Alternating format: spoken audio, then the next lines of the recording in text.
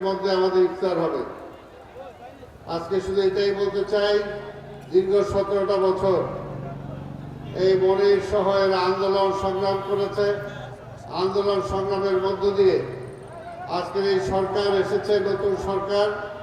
এই সরকারকে আমাদের সময় দিতে হবে। আমরা জানি যে আজকে দেশের যে অবস্থা, এই অবস্থায় যদি আমরা কিছুদিন সময় সরকারকে না দেই, তাহলে সরকারের পক্ষে কোনোভাবেই কোনো কিছুই করা সম্ভব হবে না। আমরা বিশ্বাস করি এই দেশের জনগণ যেমনিভাবে আমাদের নেতা শহীদ রাষ্ট্রপতি জিয়া রহমানের সাথে ছিলেন, বেগম খালেদা জিয়ার সাথে ছিলেন, আমাদের নেতা বর্তমান প্রধানমন্ত্রী তারেক রহমান সাহেবের পক্ষে থাকবেন। আর আমি শুধু একটা কথা বলতে চাই যে আপনাদের দীর্ঘ সময় আপনাদের কাজে কাজে আন্দোলন সংগ্রামে ছিলাম। মাননীয় প্রধানমন্ত্রী আমাকে প্রশাসক হিসেবে দায়িত্ব দিয়েছেন। ইনশাল্লাহ আগামী দিনের নির্বাচনে যদি মেয়র হিসেবে আপনারা আমাকে দায়িত্ব দেন, তাহলে আমি আপনাদের বলতে পারি আপনাদের এখানকার যে সমস্ত কাজকর্ম অসুবিধা আছে, ইনশাল্লাহ হামিদুর রহমান হামিদেরকে সাথে নিয়ে আমি সেগুলো করার জন্য চেষ্টা করব। আপনাদের এই এলাকার যেগুলো উন্নয়ন দরকার সেই সমস্ত উন্নয়ন করব। তা আপনারা আমাকে সমর্থন করবেন তো ইনশাল্লাহ? আপনাদের সবাইকে আমি ধন্যবাদ জানাই এবং আগামীতে আবার আপনাদের সাথে দেখা হবে, কথা বলবো। এই কামরাঙ্গীরচরে অনেক স্মৃতি, অনেক আন্দোলন, অনেক সংগ্রাম। আজকে যে রফিক যে শহীদ হয়েছে সেটা আমরা সবাই জানি, যে আজকে বেগম খালেদা জিয়ার সাথে যে সে কিভাবে সেই সময় শহীদ হয়েছে। তার পরিবারের প্রতি আমি তার আত্মার মাগফিরাত কামনা করি। তার পরিবার যাতে এই শোক বইতে পারে সেটার জন্য আমি আল্লাহর কাছে দোয়া চাই।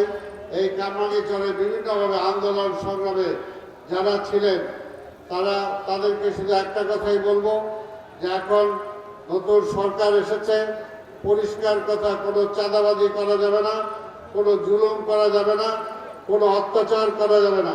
পার্টির যে সমস্ত নেতা কর্মী যারা ক্ষতিগ্রস্ত হয়েছেন, ইনশাল্লাহ আল্লাহর রহমতে আপনাদের ভোটে যদি আমাকে মেয়র নির্বাচিত করে, এই হামিদকে সাথে নিয়ে এই সমস্ত কর্মীদের কিভাবে চাকরি দিতে হবে, কিভাবে ব্যবসা দিতে হবে, কিভাবে তাদেরকে প্রোভাইড করতে হবে, সেই দায়িত্ব আমার। কিন্তু জনগণের দায়িত্ব আপনাদের। জনগণ যাতে কোনোভাবেই বিএনপিকে ভুল না বুঝে, জনগণ যাতে বিএনপির বিপক্ষে না যায়, সেই কথাটা আমাদেরকে মনে রাখতে হবে। আজকে রমজান মাস, আমরা কিন্তু আগামী রমজান কে পাবো আমরা জানি না। কাজে আমরা সবসময় যে যতটুকু আছে, আমি যতটুকু পেয়েছি ততটুকু নিয়েই আমাকে খুশি থাকতে হবে। আল্লাহ বরাদ্দ করেছেন, আল্লাহ আমার জন্য যা বরাদ্দ রেখেছেন আমি সেটাই পাবো। এর চেয়ে এক ফেরা বেশিও পাবো না, একটা কমও পাবো না। এক সময় আমি বহু বছর আগে ঢাকার ডেপুটি মেয়র ছিলাম। হয়তো আল্লাহ চাইলে বহু বছর আগে আমি মেয়র হতে পারতাম, কিন্তু আল্লাহ আমাকে বরাদ্দ রেখেছেন হয়তো এখন। কাজে সেটাই আমার কপালে। এটা আমরা যদি সবাই মেনে নেই, তাহলে কিন্তু সমস্যার সমাধান হয়ে যায়। একটা মানুষের কতটুকু দরকার, মানুষ কতটুকু চায়, তো সেই কারণে আমরা যারা মুসলমান আমাদের সেই কথাটা মনে রাখতে হবে ভাইরা আমার। যদি আমরা যাই হোক, আমি আপনাদের সবাইকে ধন্যবাদ জানাই এবং হাজী রফিকের ছেলে সাইফুল আজকে আয়োজন করেছে, তার জন্য আমি তাকে ধন্যবাদ জানাই। তাকে সহযোগিতা করবেন, দোয়া করবেন এবং আমরা সবাই মিলে ঐক্যবদ্ধভাবে বিএনপিটাকে যাতে ঐক্যবদ্ধভাবে সামনে আমরা কাজ করতে পারি, সেটার জন্য আপনার সবার সহযোগিতা চাই। বিশেষ করে মাননীয় প্রধানমন্ত্রী দেশনায়ক তারেক রহমানের জন্য আপনারা দোয়া করবেন। আল্লাহ যাতে তাকে বুদ্ধিমত্তা দেয়, তাকে শক্তি দেয়, তাকে সামর্থ্য দেয়, তাকে সহযোগিতা করে এই ধরনের একটি দেশকে যাতে নেতৃত্ব দিয়ে তিনি সামনের দিকে নিয়ে যেতে পারেন। আর ঢাকা শহর পরিষ্কার রাখতে হবে, যানজট মুক্ত রাখতে হবে, মশাক মুক্ত রাখতে হবে, পরিষ্কার পরিচ্ছন্ন রাখতে হবে। এখানে সিটি কর্পোরেশনের দায়িত্ব অর্ধেক আর জনগণের দায়িত্ব অর্ধেক।